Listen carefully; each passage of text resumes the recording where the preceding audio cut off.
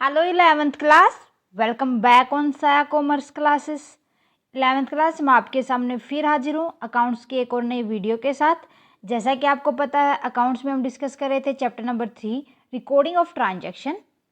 So student, recording of transaction के अंदर हमने पढ़ा है अकाउंटिंग इक्वेशन के बारे में कि अकाउंटिंग इक्वेशन होती क्या है और जो अकाउंटिंग इक्वेशन के द्वारा जो हम ट्रांजैक्शन करते हैं उनके one side effect and both side effect को हमने डिस्कस कर लिया था। होप आपको अच्छे से समझ आ गया होगा वो टॉपिक। अगर आपने अभी तक वो वीडियो नहीं देखी है तो फटाफट से प्लेलिस्ट में जाएं और देख लें। आज हम डिस्कस करने जा रहे हैं student rule of debit and credit कि डेबिट और क्रेडिट के क्या क्या रूल होते हैं। मींस कि हम अकाउंट्स के बारे में पढ़ेंगे कि अकाउंट्स कितने टाइप के होते हैं, उनके डेबिट और क्रेडिट रूल क्या होंगे। So let's start with meaning of debit and credit rule.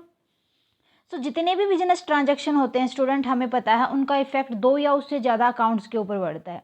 मान लो हमने कोई भी गुड्स खरीदी है तो उसका इफेक्ट कहाँ कहाँ जाएगा कि हमने गुड्स खरीदी है तो हमारे पास वो गुड्स आ जाएगी, असेट बढ़ेगी, और एक साइड से हमारा कैश भी तो कम होगा ना, क्योंकि हमने पैसे दिए हैं भाई उसको।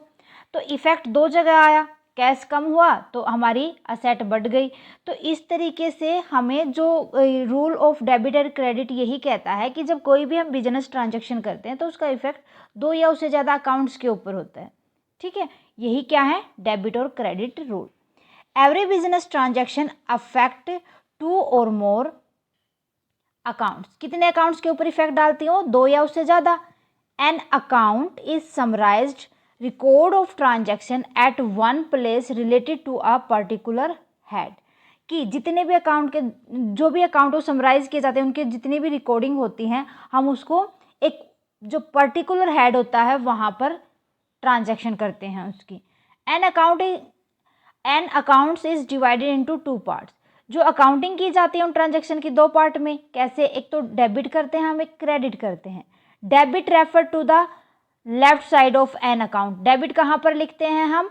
लेफ्ट साइड में। मान लो ये हमने अकाउंट तैयार किया है तो इसका जो लेफ्ट साइड होगा वो डेबिट होगा और जो इसका राइट साइड होगा वो क्रेडिट होगा। क्लियर है? ये पर्टिकुलर का स्पेस आता है, ये अमाउंट का होता है। ऐसे ये पर्टिकुलर ऑफ क्रेडिट साइड, ये amount of credit side.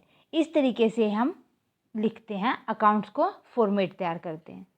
Clear है? आगे देखो फिर। अब जो डेबिट और क्रेडिट के रूल्स हैं उनकी कुछ अप्रोचेज होती हैं। फर्स्ट अप्रोच होती है traditional approach. Under this approach all ledger account are mainly classified into two category. भी ट्रेडिशनल अप्रोच में जितने भी लेजर अकाउंट होते हैं उनको दो मेन पार्ट में डिवाइड कर दिया जाता है। First one is personal account, second one is impersonal account. जो पर्सनल अकाउंट होता है वो किससे रिलेटेड होता है? एक पर्टिकुलर पर्सन से रिलेटेड होता है। अब पर्सन के अंदर कोई भी इंडिविजुअल पर्सन भी आ सकता है, कोई फर्म भी आ सकती है, कोई कंपनी या कोई बैंक भी आ सकता है। ओके, पर्सनल अकाउंट में ये ही हमें याद नहीं रखना कि अकेला पर्सन आएगा। हाँ, अब पर्सनल अकाउंट को भी फर्दर डिवाइड कर दिया जाता है। वो देखो कैसे, पहले इसका मीनिंग देख लेते हैं। It includes all those amounts which are related to any person like individual, firm, company, bank etc. तो ये क्या होते हैं? ये पर्सनल अकाउंट के अंदर इन्वॉल्व होते हैं, इंक्लूड होते हैं। अब जो पर्सनल अकाउंट होता है उसको भी थ्री कैटेगरी के अंदर डिवाइड कर दिया जाता है। First one is natural person. मान लो किसी भी ह्यूमन बीइंग का, किसी भी पर्सन का नाम है राम श्याम कहना, कोई भी नाम है, अगर उसके नाम से अकाउंट ओपन किया जाता है तो कौन सा अकाउंट कहलाता है? Natural person account. So all the account of human being person are included such Ram account, Shyam account, etc. Then उसके बाद आता है आर्टिफिशियल पर्सन। आर्टिफिशियल, जब हम किसी भी कंपनी को एज ए पर्सन ट्रीट करते हैं तो वो आर्टिफिशियल पर्सन कहलाता है। This include all such accounts which are treated as persons in the eye of law, have separated legal entity such as Reliance limited, XY ABC limit. कोई भी आप ले सकते हो, लेकिन वो कानून की नज़रों में वो पर्सन मानी जाती हैं। ठीक है, क्योंकि उनका खुद का क्या होता है? एक सेपरेट लीगल एंटिटी होती है। क्लियर इतना? फिर उसके बाद आता है रिप्रेजेंटेटिव पर्सन। रिप्रेजेंटेटिव, जो देखो यहाँ पर क्या होगा कि किसी भी पर्सन को अकाउंट है वो किसी भी एक स्पेसिफिक पर्सन को रिप्रेजेंट करेगा। कैसे? मान लो कैपिटल अकाउंट है, कैपिटल कौन लगाता है? उस बिजनेस का ओनर लगाता है, ओनर लगाएगा। तो अब जो कैपिटल अकाउंट ओपन किया वो किसको रिप्रेजेंट करेगा? ओनर को। आउटस्टैंडिंग सैलरी है, किसको दी जाती है? एम्प्लॉयज़ को दी जाती है। दैट मीन वो किसको रिप्रेजेंट करके चलेगी? एम्प्लॉयज़ को। ओके, सो यहाँ पर जो रिप्रेजेंटेटिव पर्सन होता है वो रिप्रेजेंट करके चलता है। Next, this include all such account which represent some person such as capital represent owner, किसको रिप्रेजेंट करके चलेगी? कैपिटल, ओनर को। आउटस्टैंडिंग सैलरी किसको रिप्रेजेंट करके चलेगी?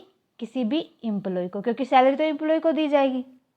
ओके, सो अब ट्रेडिशनल जो हमारी अप्रोच है उसके अंदर सेकेंड पार्ट मैंने बताया था कौन सा अकाउंट आता है? इम्पर्सन अकाउंट आता है।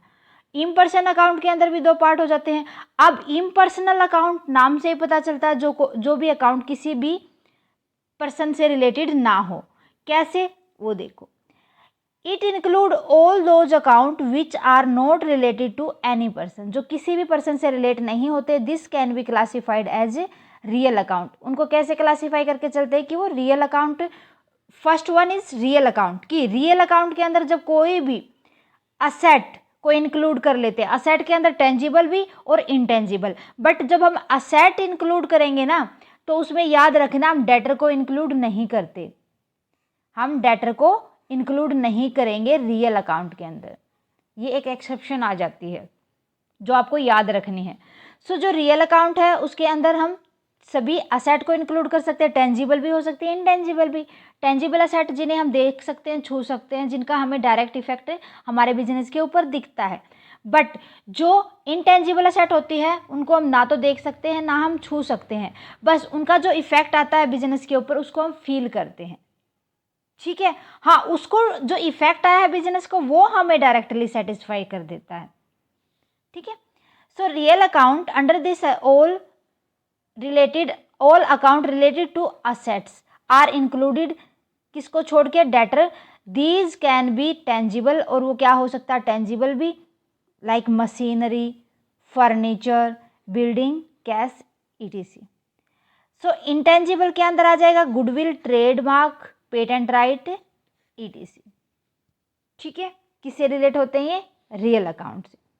फर्स्ट क्लियर है। सेकंड देखो, नॉमिनल अकाउंट। भाई नॉमिनल अकाउंट के अंदर जितने भी एक्सपेंसेस या इनकम होते हैं, जितने भी लॉसेस या गेन होते हैं वो सब इंक्लूड किए जाते हैं। Means this include all account related to expenses and losses, income, gain. So जितनी भी सैलरी होंगी, रेंट होगा, कमीशन होगा, रिसीव किया जाएगा, they are use to record the transaction in the book of account. उनको कहाँ पर हम डालते हैं? नॉमिनल अकाउंट में। जो जितने भी एक्सपेंसेस होते हैं उनसे रिलेटेड अकाउंट में हम डाल देते हैं उनको, और वो जो अकाउंट होते हैं वो नॉमिनल अकाउंट कहलाते हैं। सो क्लियर है। ये था आपके पास जो ट्रेडिशनल अप्रोच होती है जिसके अंदर हम पर्सनल अकाउंट और इम्पर्सनल को लेके चलते हैं। फिर पर्सनल को भी हम 3 टाइप में क्लासीफाई करके चलते हैं। ठीक है, natural, artificial and representative. Impersonal जो किसी भी पर्सन से रिलेटेड नहीं होते, तो किससे रिलेटेड होंगे? या तो खर्चे वगैरह से रिलेटेड होंगे या असेट वगैरह से रिलेटेड होंगे। जितने भी असेट वगैरह से रिलेटेड होते हैं वो रियल अकाउंट, और जो भी खर्चे, इनकम, लॉसेस, गेन से रिलेटेड होते हैं वो नॉमिनल अकाउंट। होप आपको क्लियर हो गया होगा। अब इनके कुछ रूल्स और देख लेते हैं हम, जो आपको एंट्रीज जब करोगे तब काम आएंगे। ठीक है, सो फर्स्ट अकाउंट था हमारा पर्सनल अकाउंट। किससे रिलेटेड था? किसी भी पर्सन से। पर्सन के अंदर हमने इंडिविजुअल को ही पढ़ लिया था, फर्म से भी, किसी भी कंपनी या बैंक से रिलेटेड। तो उसके लिए रूल होगा यहाँ पर डेबिट द रिसीवर। किसको? जिसको रिसीव हुआ है उसको हम डेबिट कर देंगे, क्रेडिट द गिवर, और जिसने दिया है हम उसको क्रेडिट कर देंगे। किसके लिए रूल होगा? पर्सनल अकाउंट के लिए। अब रियल अकाउंट जो किसी भी असेट वगैरह से रिलेटेड था, ये किससे रिलेटेड थे? ये पर्सन से रिलेटेड थे, और ये असेट से रिलेटेड थे। सो असेट में बिजनेस के अंदर डेबिट कर देंगे व्हाट्स कम इन, जो चीज़ें आई हैं, क्रेडिट व्हाट्स गोज आउट, जो चीज़ें गई हैं, क्योंकि जो चीज़ें आएंगी उनके लिए तो हमें पैसा देना पड़ेगा, और जो चीज़ें हमारे पास से जाएंगी तो उसके बदले में हमें पैसा मिलेगा, इनकम होगी। क्लियर है। फिर उसके बाद आता है nominal account. Nominal account related था एक्सपेंसेस, लॉसेस और इनकम एंड गेन से रिलेटेड। तो यहाँ पर हमें देखना है कि जितने भी हमारे खर्चे होंगे या लॉसेस होंगे उनको हमें डेबिट करना है, जो हमारे पास इनकम होगी या गेन होगी उसको हमें क्रेडिट करना है। क्लियर है? तो ये हमें रूल फॉलो अप करते हुए जर्नल एंट्रीज करनी है। ये सारे के सारे रूल हमारे जर्नल एंट्री के अंदर काम आने वाले हैं। सो पक्का यहीं से पढ़ लो ताकि फ्यूचर में बेटा जब तक आप अकाउंट्स पढ़ोगे जब तक ये रूल आपको फॉलो अप करने होंगे। इन रूल के बगैर आपका अकाउंट लेने का कोई फ़ायदा नहीं। ओके, सो क्लियर है? सो उम्मीद करती हूँ आज का टॉपिक आपको अच्छे से क्लियर हो गया होगा। मिलते हैं नेक्स्ट क्लास में with new topic of this chapter. Student आज की क्लास कैसी लगी प्लीज़ मुझे कमेंट करके बताएं। क्लास अच्छी लगी तो प्लीज़ लाइक और अदर स्टूडेंट के साथ ज़्यादा से ज़्यादा शेयर करें। अगर आप साया कॉमर्स क्लासेस पर नए हैं तो फटाफट से साया कॉमर्स क्लासेस को सब्सक्राइब कर लें और बेल आइकन को दबा लें ताकि आने वाली क्लास की नोटिफिकेशन आपको मिल सके। Thank you very much student, bye bye and take care.